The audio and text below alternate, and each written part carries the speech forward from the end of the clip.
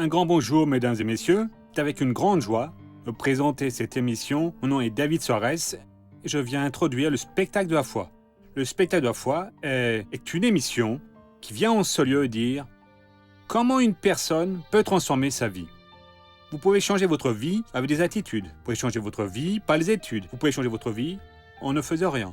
Ou soit, vous pouvez changer du meilleur pour le pire, ou du pire pour le meilleur. Mais quand vous écoutez la parole de Dieu, vous allez comprendre que Dieu est le refuge de toutes les personnes qui pensent. En Dieu, nous allons rencontrer une forteresse. C'est pour ça que nous avons confiance en Dieu. À présent, comment ça se traduit dans notre quotidien? Cela, le Dr Soares t'expliquera dans cette émission, cette parole vraiment très simple, vraiment puissante, vraiment profonde, pour aider vous tous à ouvrir votre cœur et vous approprier les bénédictions que Dieu promet dans sa parole. Il ne promet pas simplement, mais il promet en montrant pour vous le chemin sur lequel vous allez parcourir et à la fin de ce chemin, vous allez rencontrer toutes sortes de bénédictions. Je demande, le chemin est-il long? Non. Le chemin peut être plus court que vous l'imaginez. Mais pour que ce court chemin soit alors pratiqué, vous avez besoin de prendre une attitude. Et l'attitude, c'est écouter. Écouter pour croire. Croire pour pratiquer. En pratiquant, vous allez voir l'action de Dieu être réalisée dans votre vie. Voyez, ces personnes que vous allez voir dans ce programme sont des personnes communes comme moi, comme vous. Mais ce sont des personnes qui n'ont pas accepté la situation. Elles ont appris que Dieu donne pour elles la capacité pour atteindre l'impossible. Et en décidant de croire, indépendamment de la croyance de la personne, Dieu est intéressé par le cœur de la personne. Ouvrez donc maintenant votre cœur. Commence avec le Dr R. Soares, le spectacle de la foi. Nous allons donner pour Jésus de beaux applaudissements. Et voyez, nous sommes dans un véritable séminaire que notre Dieu vient nous donner. Celui-ci est le 3e culte où nous sommes en train de voir que nous devons opérer notre salut. Des chrétiens sont illuminés, des personnes sont illuminées, elles deviennent chrétiennes, malgré que tout le monde ne peut avoir ce nom, non. Parce que chrétien signifie semblable au Christ. Et donc, celui qui ne fait pas d'effort pour être comme Jésus ne peut dire qu'il est chrétien. Et alors la personne va à l'église et reçoit le salut. Le salut est du genre ainsi une terre que Dieu nous donne comme une ferme qui a tout ce qu'il nous faut, mais dès lors que nous la cultivons. Ça n'avance à rien que le gouvernement prenne une famille de personnes qui sont en grande difficulté, quel que soit le lieu, et de les installer sur une très bonne terre. Si la personne ne laboure pas la terre, si la personne ne plante pas, elle va continuer à avoir de grandes nécessités comme elle en a actuellement. Et la vérité, c'est que la personne peut être dans un désert. Si elle veut labourer, là peut-être qu'elle ne parvient pas à planter un pied de chou-fleur, un pied de maïs, mais elle parvient à extraire du phosphate, elle parvient à extraire du minéral et alors elle va bien vivre.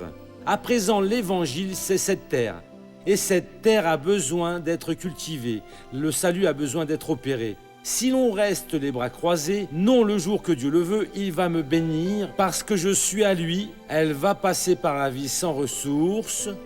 Elle va passer par la vie sans avoir les moyens. Et qu'est-ce qui se produit? Elle va dire « Mais ça n'avance à rien, l'évangile ne m'a pas aidé. » Mais il est clair qu'il n'a pas aidé parce que vous n'avez pas opéré le salut. C'est cela dans les Philippiens au chapitre 2, le verset 12. Ensuite, il dit de la manière suivante. Philippiens 2,12, c'est dans le Nouveau Testament. Je vais faire un bref rappel de ce que j'ai déjà donné. Pour les personnes qui n'ont rien écouté, qu'elles ne restent pas comme ça, sans savoir de quoi nous sommes en train de parler. Et ensuite, nous allons entamer un nouveau passage.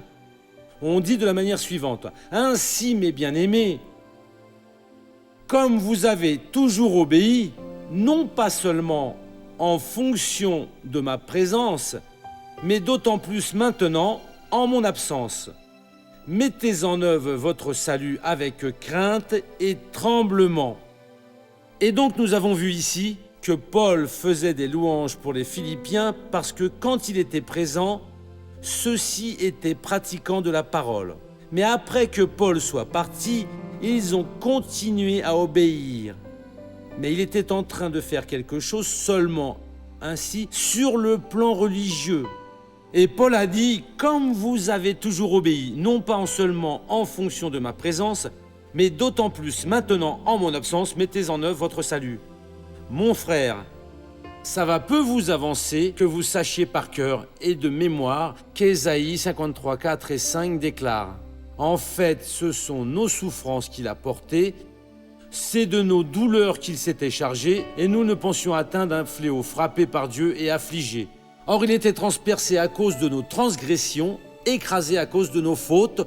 La correction qui nous vaut la paix est tombée sur lui, c'est par ses meurtrissures que nous avons été guéris. Cela, c'est la pure vérité. Mais si vous n'opérez pas cela, vous continuez malade, vous continuez dans le péché, vous continuez à payer un prix fort pour parvenir à respirer un petit peu de la grâce de Dieu et qui n'est pas la vérité. Tout cela est à nous. C'est notre droit. Nous devons mettre ça dans notre cœur.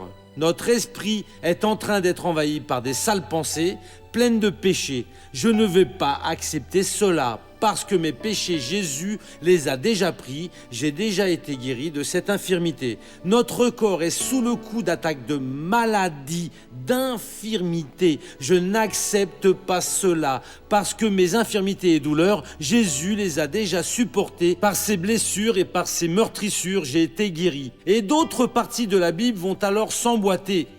Parce que s'il y a eu un péché dans votre vie non confessé, oubliez tout, Dieu ne va pas vous répondre. Le pouvoir de Dieu ne va pas opérer en vous, mais pourquoi il ne va pas opérer? Ce sont vos fautes qui vous séparent de votre Dieu. Ce sont vos péchés qui les détournent de vous, qui l'empêchent de vous entendre. Il n'y a pas moyen, et donc votre salut doit être opéré.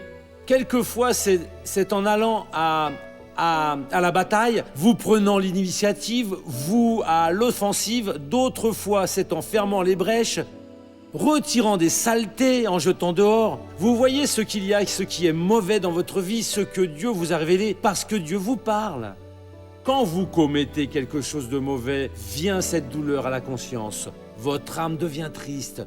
Vous vous sentez la personne la plus misérable. C'est le Saint-Esprit vous disant « Cette pratique n'est pas bonne ».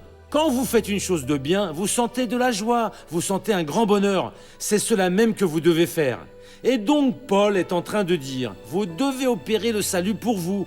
Dans le verset suivant, il dit la phrase suivante, car c'est Dieu qui opère en vous le vouloir et le faire pour son bon plaisir. Dieu fait attention, il donne le désir, mais il fait l'œuvre. Nous ne pouvons maintenant nous remplir d'une haute confiance. Non, pour celui-là, il n'y a pas de problème. Non, je pêche et après je dis, Seigneur, me pardonne. Ok, j'ai fauté, mais je suis pardonné. Non, c'est non. Si le péché est intentionnel, les choses sont bien différentes.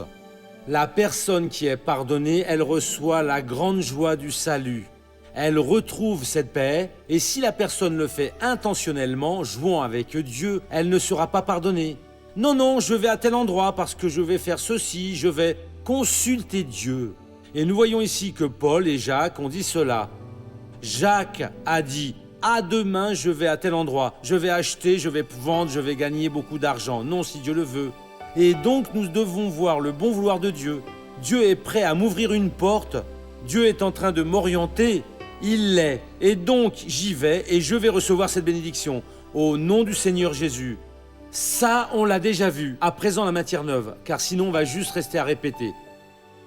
C'est le verset 14 à présent.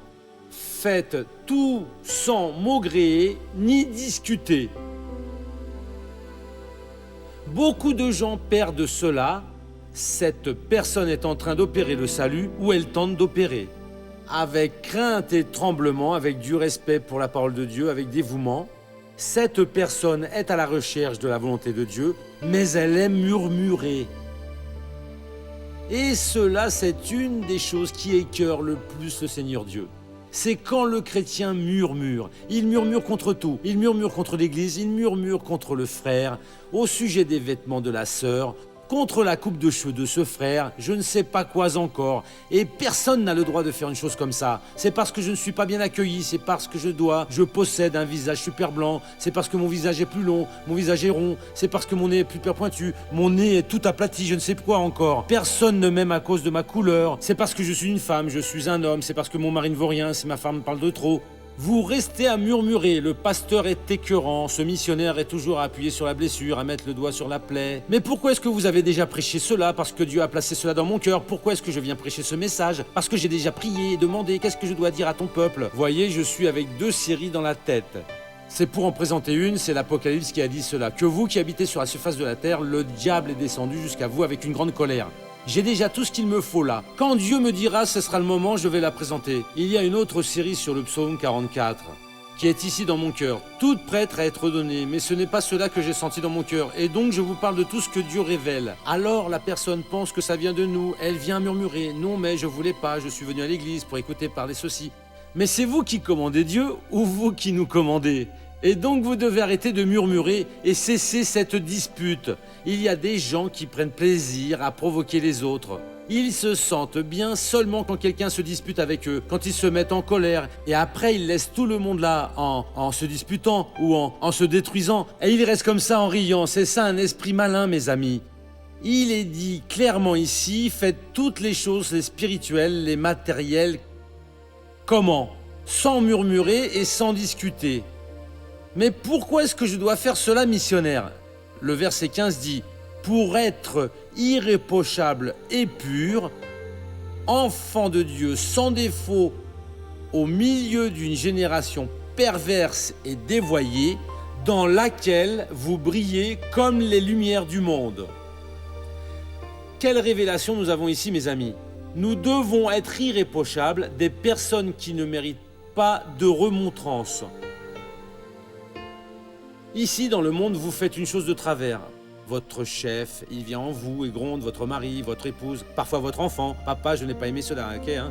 Excuse-moi mon garçon, je n'aurais pas dû faire cela. » Mais c'est dans le monde spirituel, la chose est sérieuse. Qu'est-ce qu'une remontrance ici?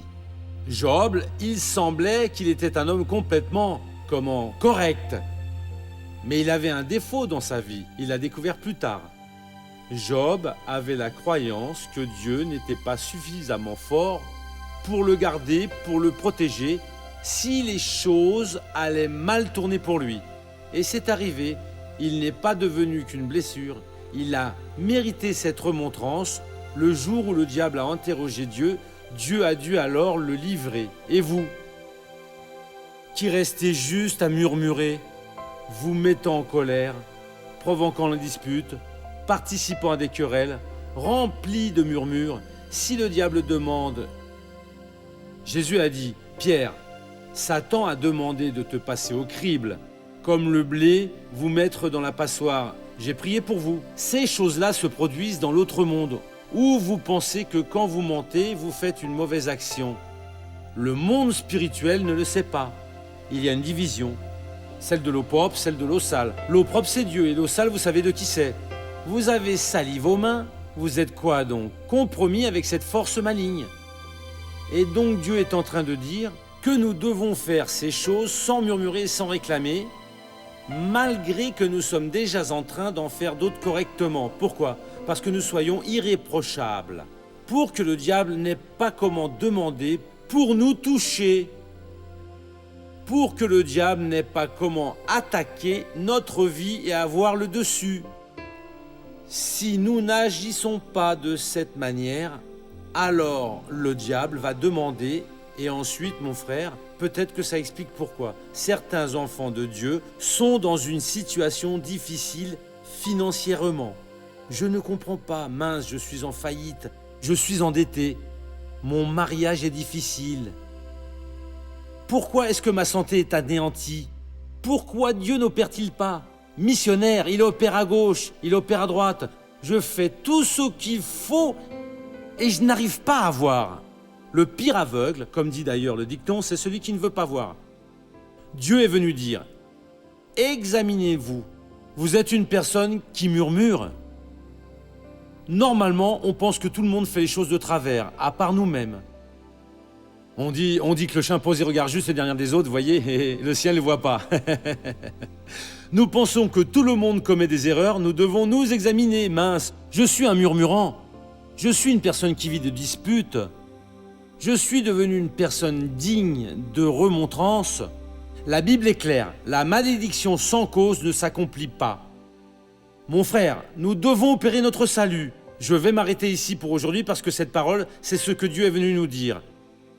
Examinez-vous. On ne peut pas opérer de manière différente. La machine ne fonctionne pas. La machine est en 220 volts, ça n'avance à rien de mettre du 110 car elle n'aura pas de force. Et si on met du 380 volts, elle va brûler. Il faut mettre exactement le courant correct. Examinez, opérez le salut avec crainte et tremblement. C'est vous qui opérez votre salut, c'est vous qui faites les choses, mais voyez, si vous êtes en train de maugréer, entrant dans des querelles, des disputes qui sont celles des autres, des choses hors de la parole de Dieu, des disputes des hommes et des disputes spirituelles. Le diable a cette aptitude de travailler sur le plan moral, c'est la pire des choses qu'il y ait. Sur le plan de l'honnêteté, car il n'en a aucune, ça veut dire sur le plan de l'amour, car il n'y a que de la haine, il y en a qui restent avec Dieu de la main droite et de la main gauche, ils oublient même, ils salissent les deux. Ça ne marche pas. Mes amis, nous devons lutter pour que nous soyons irréprochables et sincères. Pour que nous puissions être des enfants irréprochables au milieu d'une génération corrompue et perverse, parmi laquelle vous resplendissez comme l'acier à la lumière. Lors du prochain culte, nous allons en voir plus sur cela. Nous allons maintenant au feuilleton de la vie réelle.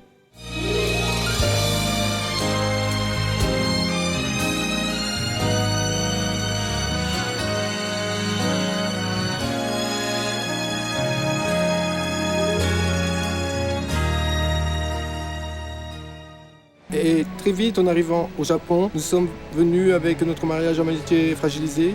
Nous vivions éloignés de l'église. On avait beaucoup de disputes. L'un ne voulait pas voir l'autre. Si on pouvait ne pas se voir ainsi, pendant toute la journée, c'était mieux. Cela nous a fragilisés chaque jour, fragilisant notre mariage. Mais j'ai toujours été ferme, essayant vraiment, tentant de lutter avec mes propres forces, ainsi pour mon mariage. Mais rien ne s'arrangeait. Et puis, au milieu de ça, ma fille est tombée malade. À ce moment-là, elle a dû rentrer. Mon épouse est retournée avec elle au Brésil. Mais je suis déjà partie avec l'objectif de la séparation, parce que je ne voyais plus aucune issue pour notre mariage. Je ne voyais plus de futur pour notre relation. Et rentrée en arrivant, j'ai commencé à travailler, à tout faire pour ma vie, voyez, toute seule. Et je suis restée ici. À ce moment où je suis resté seul, je me suis mis à chercher l'église. J'étais très éloigné de Jésus et j'ai cherché l'église. J'ai cherché l'église de la grâce et là, réellement, j'ai commencé à connaître la parole de Dieu. Ronaldo pratique la parole de Dieu et partage avec son épouse ce qu'il apprend de l'évangile. Il a commencé à être différent, ainsi je me rendais compte dans les coups de téléphone qu'il me faisait. Il commençait à parler de la parole de Dieu, à parler de tout ce que nous étions en train de traverser, de ce qu'on en avait déjà traversé. Ça ne faisait pas partie de l'objectif de Dieu pour notre vie. Pendant 1 an et demi, je me suis mis à prier pour elle, luttant pour notre mariage. Et après 1 an, aux yeux des humains, il semblait que rien n'était en train de s'arranger, que mes prières n'avaient rien résolu. Et même ainsi, j'étais un peu orgueilleuse en fait. Je ne voulais pas l'admettre. Et alors, lui, je suis parvenue à la conclusion que l'on devait réellement nous séparer. J'ai décidé de retourner au Japon pour me séparer de lui, avec l'intention de me séparer et d'annuler son visa lui ainsi, pour qu'il doive retourner au Brésil. C'était ainsi, mon objectif était de détruire sa vie d'une certaine forme, parce que je ne voulais, vu qu'il n'avait déjà rien, alors il rentrerait au Brésil les mains vides. Cependant, l'objectif de Dieu pour la vie du couple était complètement différent. Car la parole dit « Car mes pensées ne sont pas vos pensées. Vos voix ne sont pas mes voix. » Déclaration du Seigneur. 1 semaine avant qu'elle revienne au Japon, qu'elle ait confirmé qu'elle venait au Japon, j'ai eu une très grande révélation de Dieu. Dieu a confirmé au fond de mon cœur que j'allais avoir une grande victoire pour moi. Et je suis resté ferme dans cette victoire. Je suis arrivée ici et j'ai vu un mari différent, un mari qui craignait Dieu. J'ai commencé à fréquenter avec lui l'église internationale de la grâce de Dieu. Je sentais que réellement c'était la parole de Dieu parlant avec moi, mais émouvant, voyez, car je n'avais pas raison et j'ai commencé à ouvrir les yeux. Toujours Dieu, il m'apportait toujours cette parole, voyez, la femme sage bâtit sa maison, la stupide la renverse. Commencer à parler avec Dieu au fond de mon être, ainsi que je ne voulais pas être une femme stupide, mais une femme sage. Et Dieu a commencé à travailler dans sa vie. Et tout ce que j'avais prophétisé dans sa vie, selon la parole de Dieu, Dieu a travaillé dans sa vie, me donnant la femme que je lui avais demandée. Et nous avons fini ensemble. Grâce à Dieu, le Seigneur nous a honorés. Car aujourd'hui, nous avons une famille totalement bénie. Ma fille, notre fille, après elle est allée la chercher au Brésil. Ça fait quelques mois qu'elle est ici avec nous et c'est une bénédiction. Ce sont que des bénédictions dans notre vie. Aujourd'hui, j'ai un mari qui est béni, un mari que j'ai demandé à Dieu. Pour incroyable que ça paraisse, j'ai jamais imaginé cela, mais je l'ai. C'est un nouveau mariage. Rechercher Dieu, faire tout ce que la parole de Dieu nous enseigne, cela m'a apporté que des victoires. Toujours rechercher ce que la parole de Dieu nous enseigne et pratiquer, même qu'aux yeux humains, tout semble être le contraire. Ne jamais désister. Pour Dieu, il n'y a jamais rien d'impossible. Gloire à Dieu. Parfois, nous donnons une note plus forte pour le miracle d'un enfant qui n'entendait pas, qui ne parlait pas, et une note moindre pour un cas comme celui-ci. Mais un miracle comme ça est aussi important que l'autre. La restauration d'un mariage, d'une famille. Et c'était le cas d'une famille très divisée, détruite, pensant même à la séparation. Peut-être même en priant pour que le conjoint meure parce que c'est le conjoint qui a été dans son tort et cette personne voulait peut-être se remarier. Ne faites pas cela. Priez pour que Dieu puisse résoudre votre cas dans la parole. Le secret, il l'a raconté tout au début. J'ai commencé à pratiquer la parole de Dieu. Commencez à pratiquer la parole et pas juste écouter, qui fait du bien, mais s'y mettez en action. Au moment où vous mettez en action, vous mettez le pouvoir de Dieu en opération. Et Dieu sait pratiquer le miracle nécessaire. Vous avez le droit d'avoir votre mariage qui soit béni. Ça vaut la peine de marcher avec Jésus. Marcher avec Jésus, c'est la meilleure chose. Quand nous marchons avec le Christ, les portes s'ouvrent. Nous sommes intouchables. Nous parvenons à comprendre pourquoi nous venons au monde. Nous ne venons pas au monde pour pécher. Nous ne venons pas au monde pour autre chose, si ce n'est de faire la volonté de Dieu. Qu'est-ce qui réalise le parrainage et a un témoignage de parrain à nous donner? Voyez ce frère-là, qui possède une tête bien plus blanche que la mienne ici, parce que la mienne aussi, elle a des mèches blanches. Parce que ça fait plus de 40 ans que j'ai pris la décision de suivre Jésus, de lui obéir. Comment est-ce que vous vous appelez? Benedito. Vous habitez à quel endroit, Benedito? Guarulhos. Depuis combien de temps vous êtes un parrain? De 7 à 8 ans, plus ou moins. Et qu'est-ce que vous avez à raconter? Ça s'est fait en 2 étapes. La première étape, qui est en 97, il y a eu des turbulences dans ma famille. Et alors, mon épouse a accepté Jésus. Ensuite, moi. Peu après, j'ai senti la volonté d'être associé. Alors plus tard, à nouveau, j'ai associé mon garçon. Et mon épouse a associé notre fille. Alors, Dieu a béni tous ceux qui, un à un, sont venus vers Jésus. Et aujourd'hui, tous sont au service de Jésus. Comme c'est beau, donc ça Gloire valait à la Dieu. peine. Amen. Et comme C'est ça bien le vaut, certain. merci beaucoup, Jésus, gloire à Dieu. Mettez-vous debout car nous allons maintenant prier, mes amis. Vous à la maison, Dieu veut opérer en vous. Allons-nous tous opérer notre salut? Père, nous entrons au nom de Seigneur Jésus-Christ en ta présence. Nous savons que le Seigneur entend et répond aux prières. Nous savons, ô Père, que le Seigneur ne jette pas au visage qui nous avons été dans le passé, mais le Seigneur nous oriente pour que ne nous restions pas à murmurer, pour ne pas être des personnes qui aiment ou qui déclenchent des disputes. Et Dieu, ce peuple est maintenant en prière. Ô Père, le Seigneur a libéré ce mariage là-bas au Japon, d'ici du Brésil, mais la femme était au Japon, la femme. Et aujourd'hui, c'est un couple vraiment béni. Le Seigneur a les moyens d'en libérer d'autres qui sont dans des situations semblables. Des personnes dont la vie, ô Dieu, est devenue une vie difficile et non une vie pleine de santé divine, pleine d'amour, comme le Seigneur en a l'intention. Il y a des gens qui ont des problèmes de maladie et d'infirmité. Père, étends cette main puissante du Seigneur. Jésus, étends tes mains qui ont été clouées sur le calvaire. Mets-les sur cette vie à présent. Redresse le chemin de cette personne. Libère cette personne de l'abîme qui est en train de lui sourire, parce qu'elle se dirige par là. Oh mon Dieu, ôte cette personne, cet autre qui ressent un grand poids sur la poitrine. Oh Dieu, elle sent que c'est un infarctus qui va se produire. Guéris-la maintenant. Guéris les jambes de cette autre personne qui a son talon comme fissuré. À présent, Père, descends avec ton pouvoir. Guéris maintenant n'importe quelle maladie et infirmité. Au nom de Jésus, je réprimande tout le mal et je dis mal, sors de cette personne. Au nom de Jésus. Nous sommes de retour pour la minute finale de notre programme. Qu'est-ce que vous avez pensé de cette parole? Dans la parole de Dieu, vous rencontrez les refuges. C'est pour ça, ayez confiance, parce qu'elle vous donne la capacité que vous abritiez en elle pour que vous résistiez à cette force et gagniez. Et aujourd'hui, Dieu a appelé des personnes pour vaincre dans la vie financière. Qui sont ces personnes? Ce sont les personnes qui sont inspirées par Dieu pour soutenir le spectacle de la foi. Cette émission vous satisfait-elle? Vous vous sentez très bien avec cette émission dans votre maison, dans votre foyer? Je crois que oui. Je crois qu'elle vous a béni. Et beaucoup de personnes sont maintenant inspirées en ce jour d'aujourd'hui à prendre des décisions de foi et de devenir parrain de l'œuvre de Dieu. Qu'est-ce que devenir un parrain? Tous les mois, la personne vient là et aide avec une somme qu'elle a sentie au fond de son cœur. Peu importe si c'est A, B ou C. Ici, je ne parle pas, je ne propose pas de valeur. Je viens vous proposer des attitudes.